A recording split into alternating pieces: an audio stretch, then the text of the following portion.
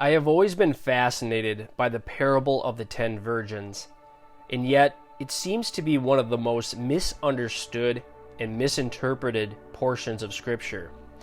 Today I want to endeavor to clear up the intended meaning of this parable in Matthew 25, verses 1 through 13.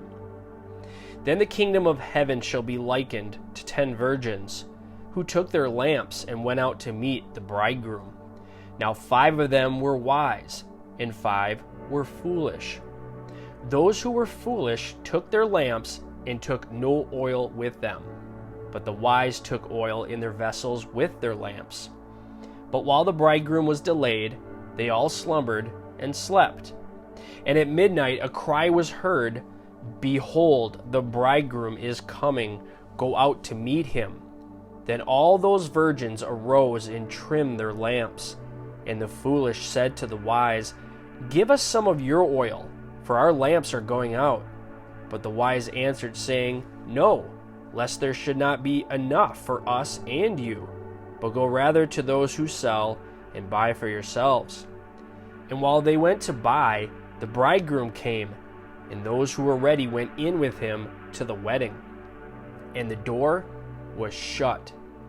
Afterward the other virgins came also, saying, Lord, Lord, open to us. But he answered and said, Assuredly I say to you, I do not know you.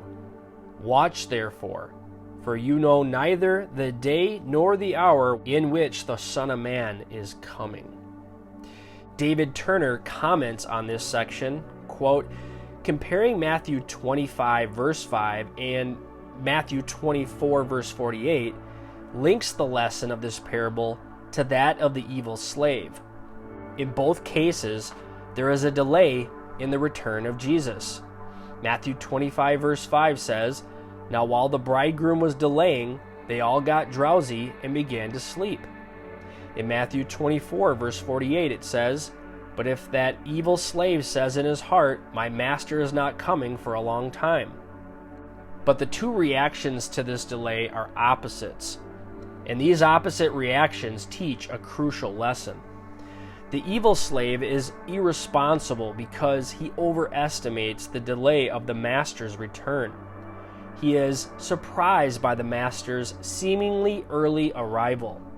On the other hand, the foolish virgins are careless and underestimate the delay in their groom's arrival.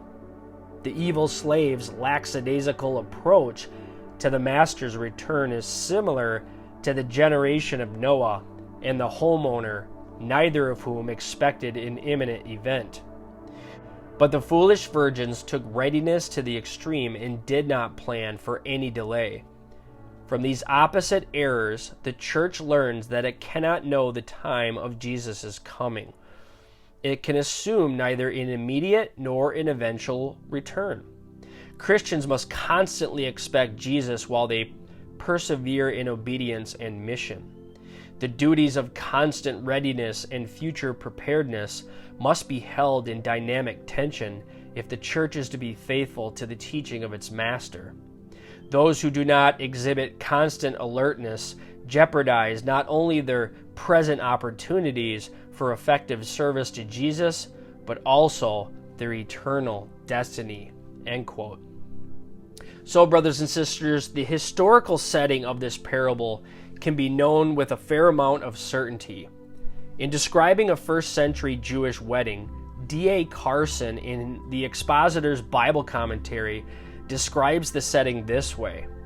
Normally, the bridegroom, with some close friends, left his home to go to the bride's home, where there were various ceremonies, followed by a procession through the streets after nightfall to his home. The 10 virgins may be bridesmaids who have been assisting the bride, and they expect to meet the groom as he comes from the bride's house. Everyone in the procession was expected to carry his or her own torch. Those without a torch would be assumed to be party crashers. The festivities, which might last several days, would formally get underway at the groom's house. What return of Christ is this? Is it his return for the church at the rapture? Or is it his return to set up the Millennial Kingdom at the end of the tribulation? Dispensational scholars divide over this issue. But the overall and easily seen thrust of the parable is that Christ will return at an unknown hour and that his people must be ready.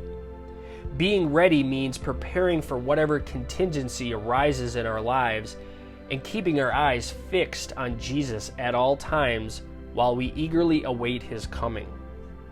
As seen in the fact that all the virgins were sleeping when the call came, indicates that it doesn't matter what we are doing when Christ returns. We may be working, eating, sleeping, or pursuing leisure activities. Whatever it is, we must be doing it in such a way that we don't have to make things right or get more oil when he comes. This would apply to either the coming of Christ for his church or the tribulation saints as they await his second coming. The 5 virgins who have the extra oil represent the truly born again who are looking with eagerness to the coming of Christ. They have saving faith and have determined that whatever occurs, be it lengthy time or adverse circumstances, when Jesus returns, they will be looking with eagerness. The 5 virgins without the oil represent false believers who enjoy the benefits of the Christian community without true love for Christ. They are more concerned about the party than about longing to see the bridegroom. Their hope is that their association with true believers, give us some of your oil of verse 8, will bring them into the kingdom at the end. This, of course, is never the case. One person's faith in Jesus cannot save another. The Lord, Lord, and I do not know you of verses 11 and 12 fit very well with Jesus' condemnation of the false believers of Matthew 7. Not everyone who says to me, Lord, Lord, will enter the kingdom of heaven, but he who does the will of my Father who is in heaven will enter. Many will say to me on that day, Lord, Lord, did we not prophesy in your name, and in your name cast out demons, and in your name perform many miracles? And then I will declare to them, I never knew you. Depart from me, you who practice lawlessness. The parable of the 10 virgins is given to underscore the importance of being ready for Christ's return in any event, even if he delays longer than expected. For when he does return, there will be no second chances for the unprepared. The oil is similar to the wedding garments in Jesus' parable of the wedding feast that a king gave for his son. The man without the proper wedding clothes who attempted to crash the celebration was thrown out into the darkness. The king had invited everyone in his realm to the feast, regardless of social standing, wealth, or character.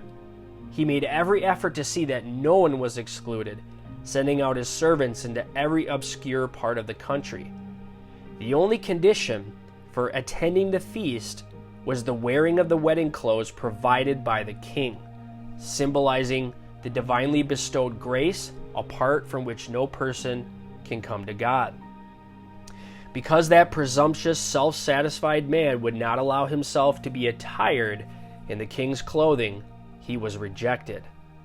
Like that man without proper wedding clothes, 5 of the bridesmaids were without proper torches. They had a form of godliness, but had no spiritual life or power because they did not belong to God. I believe this parable does not refer to the rapture of the church, but to the second coming of Christ. All of the bridesmaids knew the groom would be coming soon, and they were gathered at the bride's house waiting for him. They were well aware that the engagement and betrothal periods were over and that the final festivities were about to begin. But they did not know precisely when he would arrive until they were awakened with the shout, "Behold, the bridegroom come out to meet him." In the same way, people living during the end of the tribulation will have seen all the signs of his coming and will know that his appearing is imminent.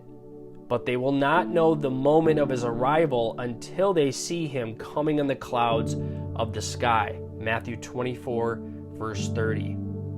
Be on the alert then, for you do not know the day or the hour. For the fifth time in the discourse, Jesus called on those who will be alive during the last days of the tribulation to be alert, because they will not know the day nor the hour of his appearing. They will know its nearness by the catastrophic signs, but the exact day and the exact hour they would not know. Be on guard, Jesus had said in the temple on the previous day, that your hearts may not be weighed down with drunkenness and the worries of life, and that day come on you suddenly like a trap, for it will come upon all those who dwell on the face of all the earth. But keep on the alert at all times, praying in order that you may have strength to escape all these things that are about to take place and to stand before the Son of Man. Luke 21, verse 34 through 36.